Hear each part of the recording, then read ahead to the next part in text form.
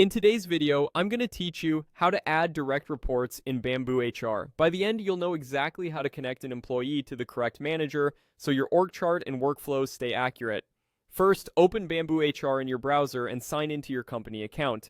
Once you're on the home dashboard, navigate to the People section. This is where you can view everyone in your organization and manage individual profiles. If your company has a large directory, use the search bar to quickly find the person you want to update. Click the employee's name to open their profile.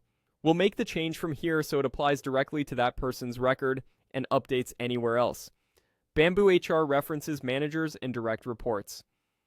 At the top of the profile, look for the Request a Change dropdown. This menu houses the official change forms your organization uses. Click it to open the options. Start by choosing Employment Status.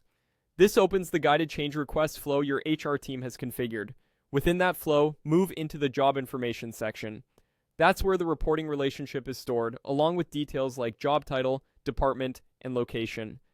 In Job Information, find the field labeled Reports To. This is the manager field that controls who the employee reports to and, in turn, which direct reports appear under each manager.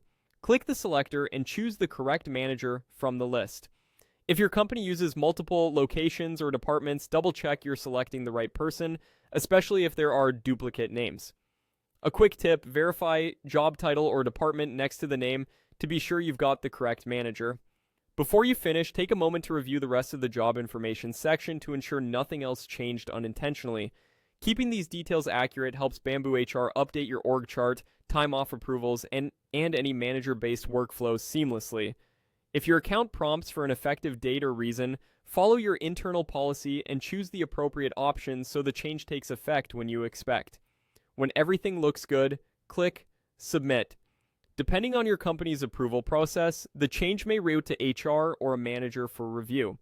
Once approved, BambooHR will update the employee's manager and automatically reflect the new direct report under that manager's profile and in the org chart.